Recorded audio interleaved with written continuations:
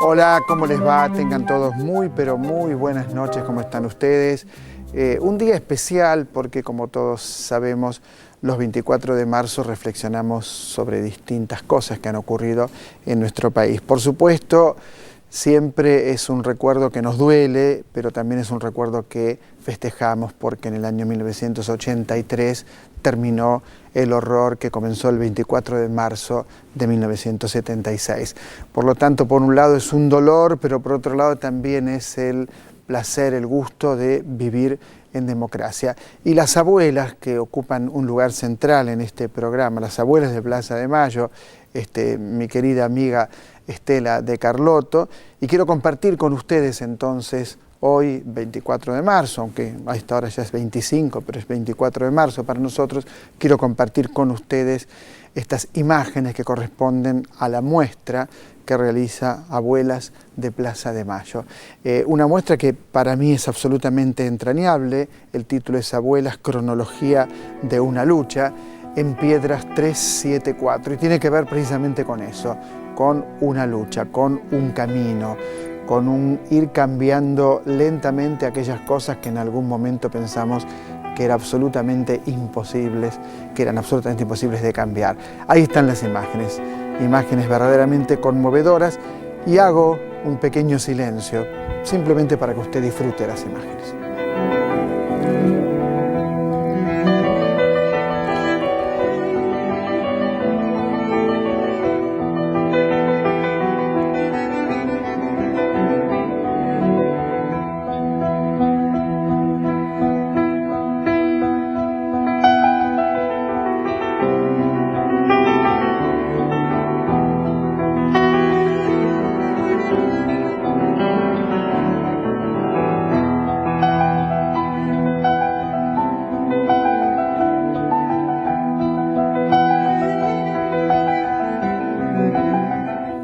Si de algo tenemos que sentirnos orgullosos los argentinos es de las madres y las abuelas de Plaza de Mayo. Ellas hicieron posible que este país fuera distinto, y un día como hoy es imposible no nombrarlas, es imposible no homenajearlas.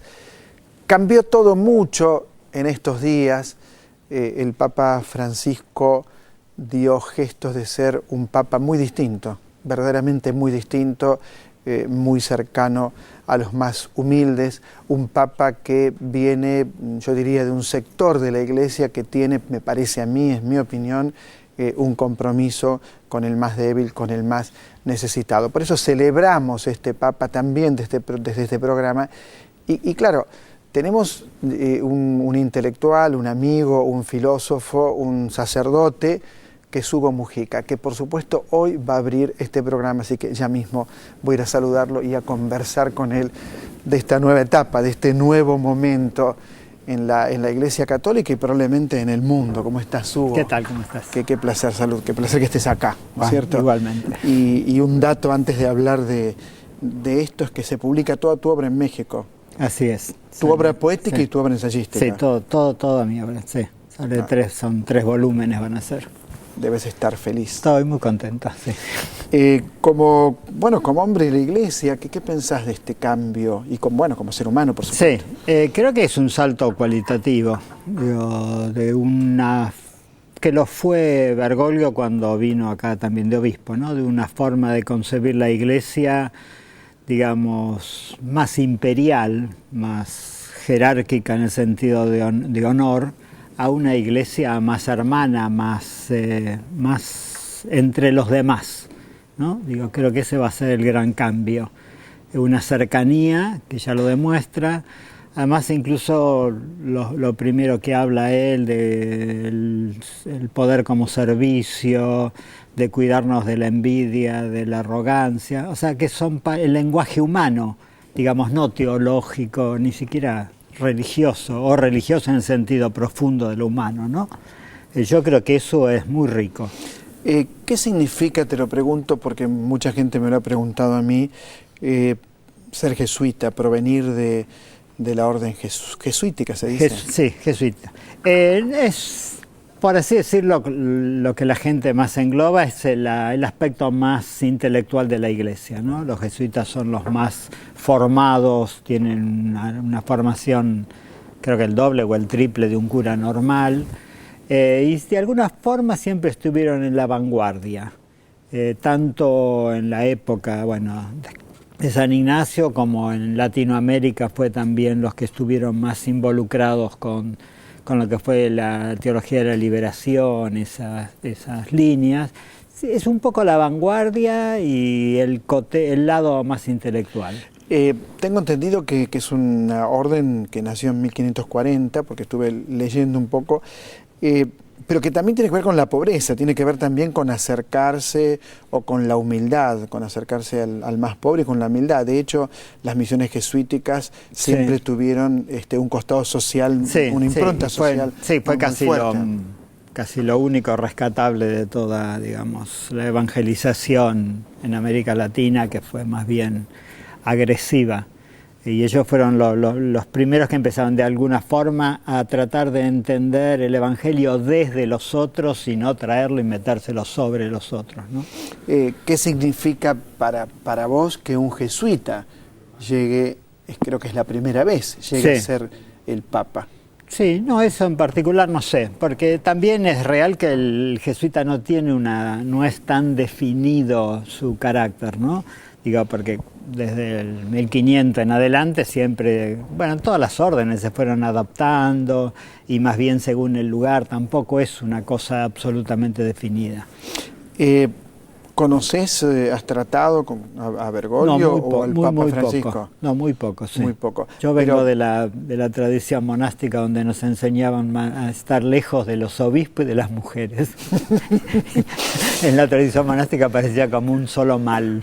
Pero te pregunto, y disculpame mi ignorancia, ¿era como tu superior o claro, no? Era mi superior inmediato. Era tu superior inmediato, sí, es decir, vos en algún momento recibías alguna comunicación como de él, alguna indicación. Sí. Exactamente. Pero digo, no tuve relación, en general tampoco todos tenemos tanta relación con el obispo. Mucha gente ve, yo por ejemplo, ve la Iglesia como algo lejano, ¿no? Como un poder, y sobre todo esto lo profundizó mucho el último Papa, Benedicto, como un poder que está lejos del ser humano, que está lejos del hombre. Nunca fue tu caso. Fíjate que yo siempre que he hablado con vos y por el respeto y la admiración que te tengo, siempre me diste otra mirada, otra visión. Probablemente esto vaya a cambiar o puede cambiar mundialmente, no solamente en la Argentina, porque tenemos un Papa argentino, pero digo, mundialmente es posible que la Iglesia se acerque más al ser humano de carne y hueso, al ser humano de a pie. Sí, yo cuando eligieron al Papa anterior a Benedicto, me molestó muchísimo, lo sentí mucho. Pensé que la Iglesia era un momento que se podía jugar o a caminar sobre las aguas y no hundirse como Pedro. Caminar sobre las aguas quiere decir meterse en el mundo y mostrar que se puede vivir en el mundo con fe. O podía elegir el retraerse, y eligió retraerse al arca de Noé. O sea, la salvación es así y es en latín, por así decirlo, con una imagen, ¿no? Me pareció que no dio el paso que tenía que dar. Y creo que ahora es posible que lo haya dado, ¿no? Había una idea de dar la misa en latín. Bueno, sí, lo dije como anécdota. No, sí, había la idea. Esto ocurrió. De hecho, Benedicto hablaba en latín. Sí. No, y no solo latín, era la idea de, bueno, la salvación está acá y allá está el mundo, ¿no? ¿Vos sentís que la Iglesia está divorciada de la gente más humilde, o sentís que la Iglesia está cerca de los que menos tienen? No, hay de todo, pero creo que bueno, hay un fenómeno, y es que en realidad lo más pobre ahora se está moviendo hacia el protestantismo, ¿no? Con diferentes sectas, religiones, ¿no? Hay religiones, hay sectas, etc. Lo más pobre encuentra como más refugio Porque las sectas o las iglesias más protestantes lo que tienen es algo mucho más personal, porque todos tienen que ver con 50 personas. Digo, la iglesia, al tener que ver con algo tan universal y numeroso, pierde ese contacto, ¿no? Entonces, por un lado está eso, pero creo que, o sea, sin duda, lo que nos ha mostrado en estos días el Papa es que la iglesia ahora va a ir a tocar a la gente. Cosa que en gran parte la había hecho Juan Pablo II, que ya no era el que saludaba desde el balcón, sino el que iba a los países, el que besaba el piso, el que hablaba los idiomas donde iba, no esperaba que... No, ya lo había hecho. Y creo que ahora esa va a ser la gran apuesta. Ahora después falta ver qué se toma como contenido, ¿no? Porque sigue habiendo grandes preguntas, las familias separadas, si tienen acceso o no, todavía hay un montón de cosas a definir. Sí, pero sí. Creo que esta actitud tan humana, eso es lo que era Jesús. Jesús caminaba por la calle y iba resolviendo donde veía dolor, punto. ¿Y por qué, si eso es lo que era Jesús, se alejó tanto la iglesia de esa esencia? Y son 2000... 3000 años, digo, toda institución termina, o sea, la política pasa lo mismo, digo, y en todas las instituciones macro termina siendo un lugar donde terminan hablando entre ellos la gente que está ahí adentro. Bueno, pero hubo periodos muy crueles, ¿no? La Inquisición, por ejemplo. Sí, hubo periodos de mucho odio hacia quien pensaba diferente. Sí, digo, bueno, era la idea de la violencia, ¿no? Digo, y visto eso como que te hacían un favor, encima te mataban y te daban la oportunidad de irte al cielo. ¿Cómo llegaste a ser sacerdote? Bueno, en realidad llegué a ser monje. Digo, mi opción fue cuando me hice monje, estuve muchos años y después sentí que tenía que compartir lo que yo había encontrado, ¿no? Digo, dado que yo no venía de un mundo religioso. Y vi el sacerdocio como el lugar donde estaba más o menos la estructura de la comunicación de eso que yo quería contar. ¿Qué significa para vos el ritual de la misa, por ejemplo? El ritual de la misa significa la quinta esencia de lo que se trata, o sea, de agarrar el pan, que es lo de todos los días, romperlo y pensar que en esa ruptura hay una donación de Dios y eso es Dios, ¿no? Así la idea del sacrificio en el sentido del donar, ¿no? Y es el donar para desaparecer en el otro y volverte vida del otro. Para mí ahí está todo. Y el celebrarla podría decirte que es lo que yo siento como dolor hacia mis amigos, que ellos no puedan estar ahí, del lugar de tanto sentido que para mí implica, ¿no? Yo pertenezco a esos gestos, podría decir eso, pero no tengo una racionalización. Pero ahí coincido, ¿no? Viste que uno vive desfasado, pero ahí hago un nudo con algo. Una vez en este mismo programa me dijiste, Dios es la pregunta. Sí. ¿Qué más? ¿Qué significa Dios es la pregunta? No, me quedó grabado, sí. Lo pensé muchas veces. Nosotros hemos hecho de Dios el comodín que responde y cierra la problemática de la existencia. Mientras que Dios es el nombre para esa fisura que no logramos atraparla dentro de nuestra conceptualización o de nuestro control y dominio sobre la realidad, ¿no? Dios es precisamente lo otro que nos fisura todo lo nuestro porque se va a otro lugar. Y ese misterio creo que llamamos Dios, ¿no? ¿Cómo se vincula tu obra poética con tu trabajo como sacerdote? ¿Es fluida esa relación? Yo diría que en mí, o sea, yo soy eso y otras cosas más. No en lenguaje para nada. Sí creo que en concepción de la vida. Y mi concepción de la vida no es religiosa en el sentido de la simbólica religiosa, ¿no? Sino del religar con la existencia. En eso, yo creo que estoy diciendo en todos los lugares, con diferentes lenguajes, las 2 o 3 cosas que sé de la vida y punto. Que no son poco, porque más de 2 o 3 cosas en tus libros, uno descubre una riqueza sobre lo más profundo que impacta, realmente impacta. Pienso en la palabra inicial, por ejemplo, o pienso en tu libro de ensayos sobre Talc. Sí. Que me pareció increíble ese libro, ¿no? Pero sobre todo pienso en tu obra poética, ¿no? Si uno se pregunta muchas veces ¿qué es esa construcción sintagmática? ¿Qué es esa combinación de palabras que de pronto nos ubica frente a lo sagrado, frente a lo sublime, frente a una otredad inconmensurable? ¿Cómo lo ves? ¿Cómo lo pensás? ¿Cómo pensás tu propia poesía?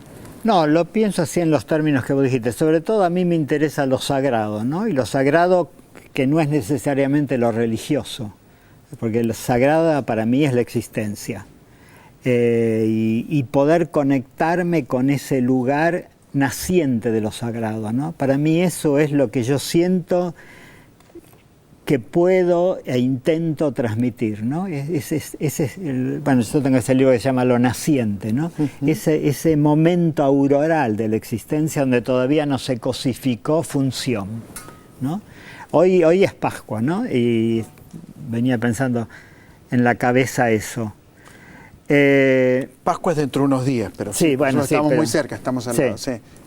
Pero la idea es de que, bueno, ¿qué celebró el hombre en esa fiesta, ¿no? Que es mucho anterior a lo cristiano, a lo judío, a todo, ¿no?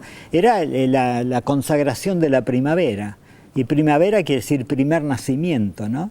Es la fiesta más antigua que tenemos, ¿no? El hombre celebraba el nacimiento de la primer cosecha. Era la vida. Después los judíos lo toman y dicen, bueno, es la salida de Egipto y celebran la liberación. Los cristianos dicen, es la liberación de la muerte.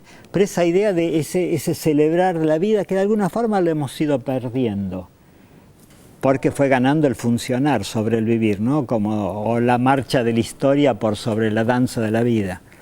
Pero pensaba en eso, de que Pascua implica recuperar ese cara a cara con la vida, ¿no? Y pensar que la vida tiene un sentido que va más allá de este ratito que estamos, ¿no? Yo siempre tengo esta imagen de que hay un momento en la vida de cada uno que uno tiene que mirar la cara de la vida y decirle sí o escupirla, ¿no? Pero hay un momento donde uno tiene que hacer la elección del nacer. Un nuevo comienzo, ¿no? Sí, un nuevo comienzo que abarca todos los pequeños comienzos, ¿no? Pero hay un momento donde uno realmente tiene que darle el sí al seguir naciendo. ¿Escribís todos los días? Sí, o escribo, leo, digo, va muy junto, pero sí, digo, estoy en lo creativo todos los días. Toda tu vida fue así. Sí.